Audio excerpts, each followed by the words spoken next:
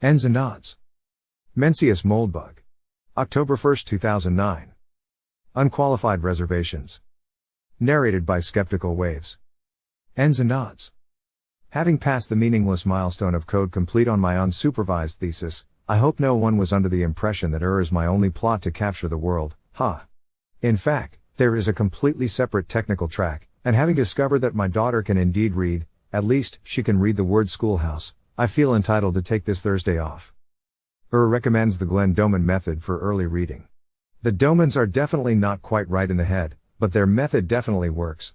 It was also applied to me as a small child in Winnipeg, and you see the result. I do wish to note, however, that I've found the key to world peace.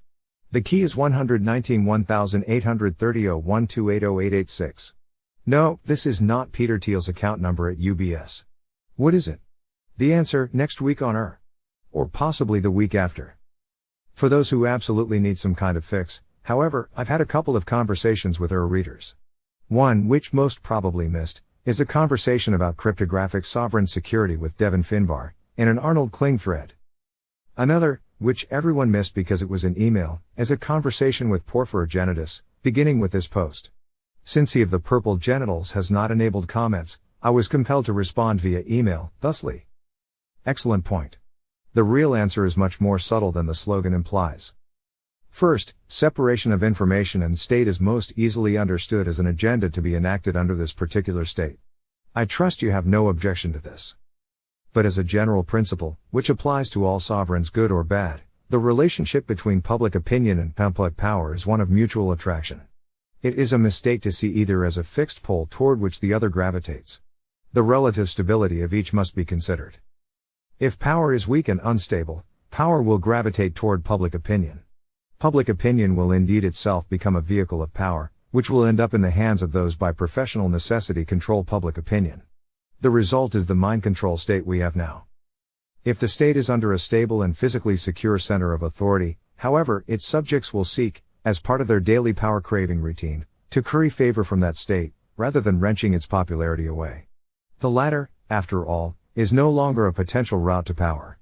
In Anglo-American history, you have to go back to the Elizabethan era for a pure case of this, although it is also arguably represented in the job security of the present civil service state.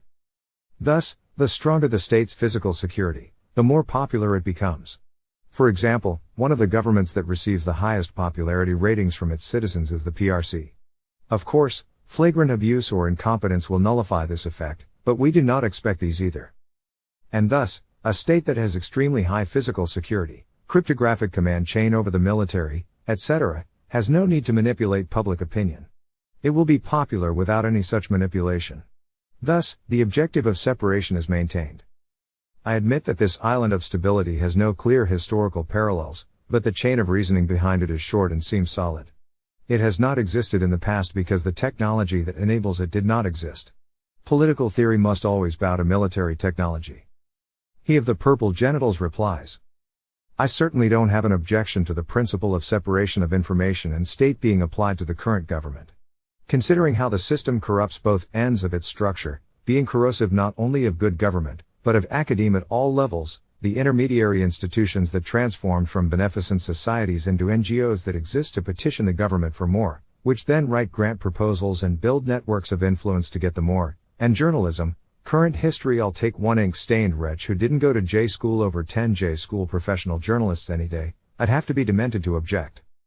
One thing you haven't focused on as much in all this is how the system, I love sounding like a hippie, corrodes business as well, which is surprising given your background, as a former progressive and Misesian-influenced person.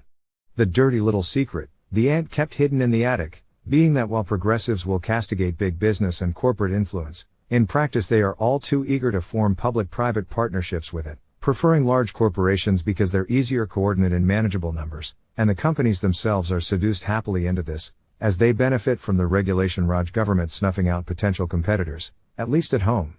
They then get their lunch eaten abroad, and seek protected internal markets. Progressive mouthpieces castigate this way of doing things when the outer party is in office, but when the inner party is in power those same mouthpieces, Krugman, Less-Through, and their like, laud public-private partnerships and rhetorically promote the corporatist state, which includes all the elements of the previous paragraph, plus unions and big business, with fine-sounding sophistic pablum. Breaking the system through separation of information and state would certainly be desirable. However, as you yourself point out, it is possibly a near impossible task in the near term. Nothing lasts forever, though, and these apparatchiks seem to be in a race to hypertrophy and collapse, with only things like the tea parties reining them in. That can only slow them temporarily, be it for months or years. It might, or might not, be better to simply do what we should have done with the car companies: let them fail. Let the system go bankrupt, and into receivership. In the near term, though, it's more likely to be a spontaneous uncontrolled collapse rather than your controlled, reactionary liquidation, a Mad Max outcome that only the anarchists could desire, and only until they lived, or died, in Beirut, 1985, the LARP. A lot of work still needs to be done convincing people to put an end to it in a controlled way before it collapses. There is no bankruptcy court for countries, other than the IMF, and their remedies aren't the droids you're looking for. It is race against time, and your horse is well behind. The problem with the concept of separation of information and state is this: if enough support builds to enact it, either by a constitutional amendment which they would actually feel compelled to obey, or simply from enough pressure that they were compelled to terminate this corrosive feedback loop, you may as well use that support to terminate the current system wholesale with an amendment nullifying the Constitution and sending the United States into receivership without the intermediary step of separation of information and state. Because that's what it does: terminate the current government, and they will resist it just as ferociously as they would resist an amendment abolishing the USG. As for my part, I'm not entirely convinced of the worthlessness of democracy, but I do want authority to be married to responsibility and accountability. Our current rulers have managed to subvert this entirely. They have authority but displace responsibility, becoming effectively unaccountable, which is the worst possible combination. I also don't think it would be wise to terminate the United States. I do agree that it is desirable to devolve power to the local level by creating a structure productive of the principle of subsidiarity, rather than one promoting centralization. Unlike you, I don't have a program to replace the system that I am convinced would be both stable and desirable, and it would be improper for a reactionary to dismantle a structure, however flawed, without a program for renewal. Since you have one and I do not, and for the sake of fun, let's follow closely along your model while departing somewhat and build a neo-feudal structure. Personally, like Larison, I have more fondness for historical East Rome than for the feudal West, but perhaps unlike him I think a more neo-feudal structure is the best fit for the new structure you envision. One of the problems I see with your system is that the built-in safeguard could be circumvented. If any one stockholder gained 50.1% of the shares through a nanosecond buyout or other sort of takeover, he controls the state outright. He alone elects the board and therefore the CEO, which could be either a spineless toady, or himself. Then he can rule as Hitler, since you mention it, or as King Leopold, and the safeguard is neutralized. It would be more difficult but not impossible for one person to gain 50.1% of the shares of a state, but a claque could, and at the federal level it would be very difficult, but a cartel or cabal might. Also, if a badly run micronation is subjected to a hostile takeover by an investment group organized by a T. Boone Pickens type, which think they can manage it better, what's to prevent recalcitrant board members from withholding the passcodes, BG Ripper style? Interdiction might, but only if it was enforced, which requires an enforcer. Neo-feudalism, rather than 3,000 completely separate countries, would allow this without over-centralization. Aside, I'm not sure that the PRC is as stable as it appears. Intel-type reports suggest a lot of risings and riot-type events in China, though mostly on the outer fringes rather than the Han core, in which the vast preponderance of the population lives. Anyhow, it's hard to tell, and the government is certainly much more popular than it was 20 years ago, and it's very possible to have the support of 70% of the people, but with a quarter being restive, due to still existing corruption or simply dissatisfaction of the non-Han populations being ruled by foreign infidel devils. I don't foresee any of this toppling the PRC anytime soon, but it may lead to successive reforms, good or, ultimately, like most of ours ended up being, bad. Our counties need counts, but they probably won't have that name. Most have sheriffs, though, or a similar peace officer. On the day of receivership, authority would be vested in the county sheriff, who probably doesn't want it all, but that is a good thing, because then most of them will content themselves with enforcing the law and maintaining order, doing as little other administrative work as they can. Shares in each county will then be sold, and the county's owners will elect a board to select a sheriff, possibly the current occupant, as its CEO. States need dukes, but they can maintain the title of governor.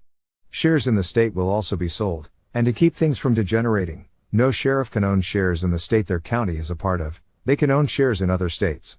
The governor's job will be to ensure cross-county cooperation on trade, via negotiations rather than top-down mandate, see below, and that the right of pursuit of fugitives across county lines is enforced, no Bo and Luke Duke escapades. The county the state capital is in will be the governor's demise. The governor will also be responsible for statewide defense. Perhaps not every county has to bomb, plenty of rural counties probably couldn't afford such, but rural Bug Tussle, Hooterville, and Petticoat Junction counties might pool money to afford it collectively in order to maintain their distinct way of life, and for interaction with the federal government. The governor cannot own shares in any county within her state. At the federal level, shares will also be sold, and no governor or sheriff will be allowed to own these shares, to prevent it from devolving into a Holy Roman Empire with electors, or into a Kingdom of Poland. A princeps will be selected by a board picked by the stockholders, but probably for historical reasons maintaining the title president would be wise. After all, much of his job will be presiding. The federal capital will be moved to Manhattan, serving as his demise, with the 5 boroughs plus the rest of Long Island and possibly Yonkers forming his state, or, if you prefer, San Francisco, perhaps renamed Menciopolis, as the capital, and the Bay Area counties forming the federal state. The president will then have an incentive of restoring it as the world financial capital and ultimately an industrial and shipping hub. Washington, D.C. will be maintained as a historical attraction, and also fall under the president's rule. America's overseas territories will be counties in the federal state. I think quasi-nations like Micronesia will also opt for this status, rather than being left to the tender mercies of, say, China, but who knows. The president cannot own shares in any of the counties of the federal state, or in any of the member states of the federation. I would hope that free trade be the norm within this federation. Technical details, like how goods are to be transported, standards and the like, would be negotiated at the federal level, as treaties rather than from some sort of central legislature. The states, being sovereign, would negotiate these as treaties are under international law. They would also negotiate with their counties likewise. Such treaties could not bind any state, or county, that does not approve it. The federal government would be responsible for continental defense and maintain a navy and air force of appropriate size. Apparently unlike you, I don't think foreign policy goes away and things take care of themselves, at least not unless the whole world becomes Menciopia at once. Without the USN, for example, things like piracy will rise. It is already, as order lapses, just as it did under late Republican Rome.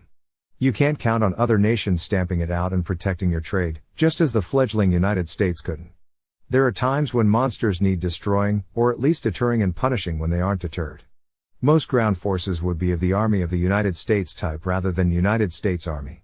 They would be units seconded to federal control in time of war by the states, which would call up troops from the counties, according to the prerogative of all feudal lords. As under traditional feudalism there would be limits to this, and the local lords would be able to withdraw their forces from service after a time, only continuing to keep them in the field if they saw fit. I don't think it would be desirable to set everyone up the bomb for every trifling offense for which a punitive expedition might be called for. There has to be an intermediary mechanism, of course. In the final resort, there is always the power of the atom. All states would have it, as well as the counties and the federales. And adds, in a later communication. Thus, the stronger the state's physical security, the more popular it becomes. For example, one of the governments that receives the highest popularity ratings from its citizens is the PRC.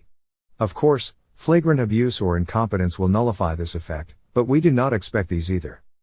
A lot of things happen that people don't expect, though.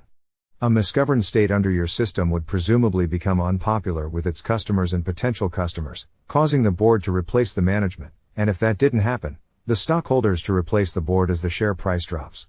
Misgovernment is always a possibility. Many corporations today do it, and have in the past, and not just because the normal rules of corporate governance have been corrupted, which they have been. There will always be faddish management theories and bungling, if not outright villainy. If the place is well governed it will of course be popular, but that's almost a tautology. There are a number of ways in which your system might devolve, a couple of which I mentioned in my previous mail. Technology handles physical security, yes, making it stable in that way, but that's not the only, or even most dire, vector of decadence. In general I do not particularly disagree with any of this. In particular, I am not at all unsympathetic to revivals of feudal or other classical, medieval or antique political structures. After all, my designs are no more than a reinterpretation of classical political thought to match the 21st century environment. I would say the main difference is that I believe it is possible to achieve a much higher level of sovereign stability now than in previous eras. The feudal European order was extremely effective and resilient, and if it was re-established in any way it would start out young and supple. But had it been perfectly stable, it would still exist. So why not shoot for perfectly stable? I do want to object to one objection, which is the argument against rogue shareholders. Yes, in a sovereign state physically secured by end-to-end cryptographic security, 50.1% of the shareholders can use their power to brutally abuse the other 49.9%. There is nothing at all that can prevent a hostile takeover. Any such mechanism would itself constitute a dangerous exception to absolute proprietor sovereignty. If an individual buys 50.1% of the shares, he controls the sovereign. The more general question is whether large shareholders are likely to use their unlimited majority powers to either screw small shareholders, or screw everyone, through irresponsible management. The latter question can be answered easily, no. We know that the answer is no because we know that a crazy person can buy a publicly listed company, today, and intentionally run it into the ground in some deranged manner. And how often does this happen? Never.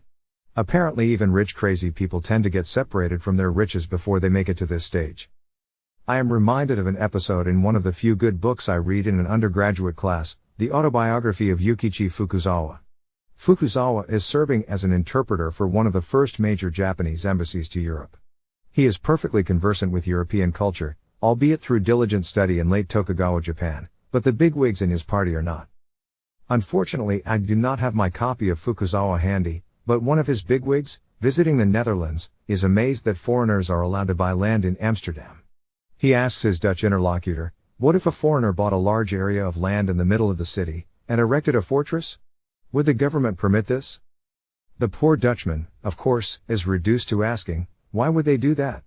Indeed, it is almost impossible to convey to the ignorant samurai why they wouldn't. He has basically failed to understand the entire concept of Europe. In fact, in order to explain why they wouldn't, you more or less have to explain the entire concept of Europe. Unfortunately, while Europe existed, the joint stock sovereign does not. Therefore, the reality can only be observed through thought experiments, such as comparisons to non-sovereign corporations today. As for preventing shareholders from screwing each other, this is a more difficult problem in theory but I think an easier one in practice. There is no physical way to prevent 50.1% of the shareholders from ganging up on the other 49.9%, and effectively stealing their shares. Therefore, this problem must be solved politically through the usual old-fashioned means. Fortunately, I don't think it is a very difficult political problem. One of the interesting facts about the US corporate governance system is how badly it works. Shareholder input is hardly ever relevant, in practice, to corporate governance. Partly this is because the system is ancient and creaky, but mainly it is because any significant degree of irresponsibility is very rare in any corporation of significant size. And note that any sovereign is significant by definition. But the existence of the system is still very relevant, because it establishes that Schelling point and ensures that corporate governance is, if not always stellar, always sane and responsible. So one can imagine all kinds of crazy insider attacks against the neo-cameralist state.